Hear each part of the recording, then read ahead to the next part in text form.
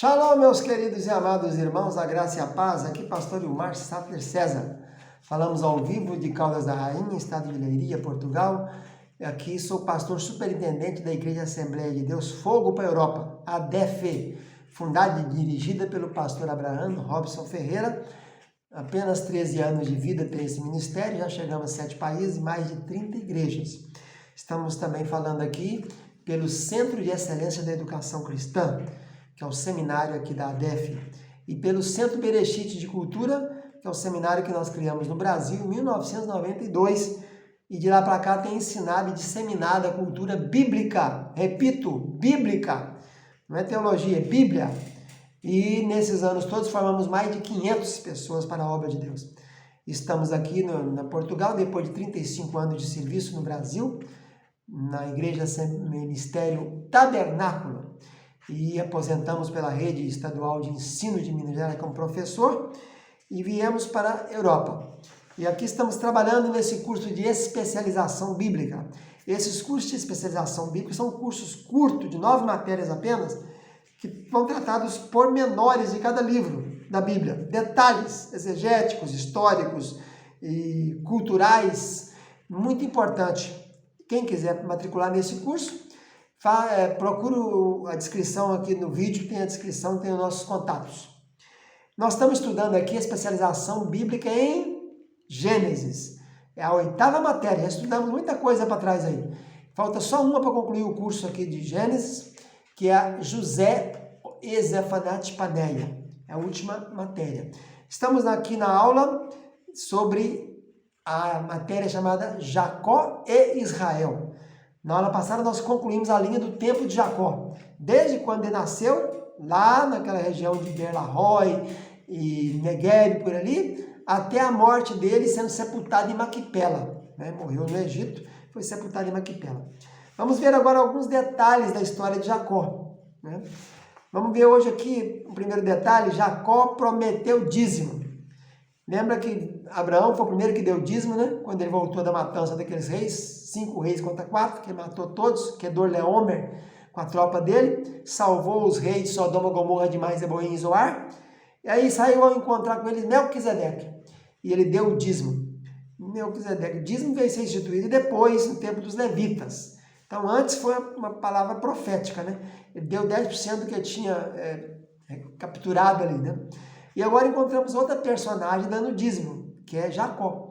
Ele faz o seu pedido: se o senhor for comigo, me der veste, me der comida, me trouxer de volta, aqui vai ser a casa do Senhor, eu vou te dar o dízimo de tudo.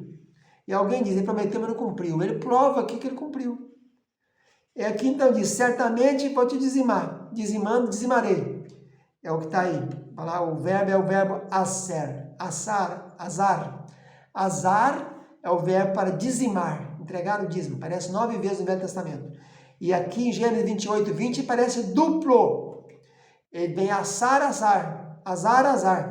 Quer dizer, dizimando, dizimarei. Então, se Elohim me guardar, se me der pão, se me der roupa, se me trouxer em paz, então Yahvé será o meu Elohim. E essa pedra será a coluna, será a casa de Deus. Então, ele fez essa promessa. Quando ele volta, já tem eu calculo, mais de 5.800 animais. Ele dá o dízimo. Dá para quem? Entrega para quem? Ele vai entregar, então, para... Não tem levita para entregar. Não existe levita.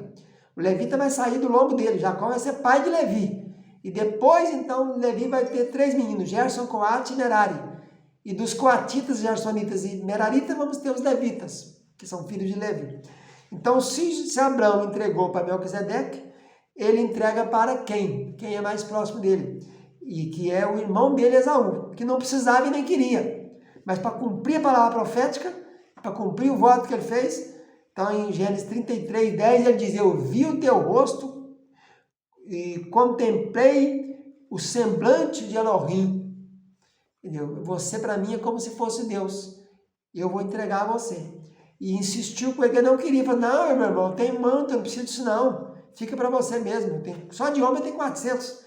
Um camarada tem 400 homens a serviço dele. Deve ter ficado mais um tanto lá na terra dele, porque vieram na viagem. Esse homem tem um rebanho muito grande, muito maior do que o de Jacó. Deve ter 10.000 cabeças, talvez seja o segundo maior rebanho da Bíblia, só perdendo para Jó, né? Jó tinha 11.500 animais. E Jacó deve ter aqui uns 6.000. Então ele cumpre a palavra. E esse presente, a palavra presente que aparece aqui em Gênesis 32, 21, ele disse aqui, aceite esse meu presente. A palavra é a palavra usada para oferta. Minha. Existem várias palavras usadas para oferta na Bíblia, 11 palavras, né? Corban, Ish, Shalem, Hasham, e Alá, Olá, que é o holocausto. Então, Minha é uma das palavras usadas para oferta. E, inclusive, esse termo foi usado aqui em Gênesis 32, 21. Aceite essa minha Minha, quer dizer, esse meu compromisso que eu tratei, que eu não tenho levita para dar, o Abraão não tinha levita, deu para Melquisedeque, eu não tenho levita, eu vou dar para você. Então, aquele percentual de animais que ele entregou é exatamente mostrando que ela teria 10% do que ele tinha, né? Então, Jacó prometeu o dízimo em Gênesis 28, 20, prometeu 2 vezes, né? Vou dizimando, dizimarei. Azar, azar. Certamente darei dízimo é azar, azar. Dizimando, dizimarei. E cumpriu o voto através do irmão dele, Esaú, Gênesis 33, 10. Outra coisa que vamos ver nessa aula aqui também é que Jacó era uma parada muito forte, muito forte. Talvez o Sansão. Antes de existir Sansão, existiu Jacó Sansão. Ele era um gibor, era um valente, era um herói. Primeiro ele lutou no ventre da mãe dele. Dentro do ventre da mãe dele estava lutando já. E segundo, ele com 77 anos, em Gênesis 29, versículo 2 e 3, ele remove uma pedra do poço de Arã, que era grande e precisava de no mínimo 3 pastores para remover. Ele removeu ela sozinha com 77 anos de idade. Daqueles pastores que estavam por ali, os pastores eram os filhos caçula, não devia ter ninguém que tinha nem 25 anos de idade. Eu acho que não tinha ninguém nem de 20 anos de idade. Todos menos de 20. Assim que era o costume, né? Os caçula ficavam com o rebanho. E além disso aí, para provar que ele era um camarada que era um super-herói, um camarada muito forte, era um gibor, ele lutou com Elohim e prevaleceu. Gênesis 32, 28. Por que Deus deixou que que ficasse esse texto desse jeito? Porque claro que para lutar com Deus, bastava Deus pôr o dedinho que ele caía morto. Mas ele permitiu que ele fizesse de conta, né? Fez de conta que para mostrar que ele era forte. Ele já tem aqui, quando ele lutou com o anjo e prevaleceu, ele já não tem mais 77 anos. Ele já tem 97 anos. Ele com 97 anos está lutando com o anjo Elohim e prevalecendo. E aí acabou a história do grande herói, do grande Sansão, do Velho Testamento. Patriarca Sansão, Jacó. Porque naquele dia, naquela noite, naquela madrugada, para largar o anjo, aconteceu que o anjo tocou na coxa dele, né? Ficou manco. Ele manquejou, a partir daquele dia acabou. Ele não tinha mais força, não tinha mais como, ele mancava a partir daquela data. Então, o nosso grande herói acabou com 97 anos. Mas desde o ventre até 97, ele foi um guerreiro, um valente, um homem que tinha uma força extraordinária, ele tinha muita força. Porque para remover pedra grande do poço de Arã, tinha que ser força de 3 homens. Para lutar com Elohim e prevalecer, nem se fala. Então, nessa aula de hoje, nós mostramos 2 características desse Jacó. Que ele prometeu o dízimo e cumpriu através do irmão Esaú. E ele cita isso, eu vi o teu rosto como se fosse o próprio Deus. E deu a Minha, que é uma oferta que é levítica. E também provamos aqui que ele era um homem muito forte, que lutava desde o ventre da mãe. E assim vamos ficando por aqui, fica na paz, tchau, tchau.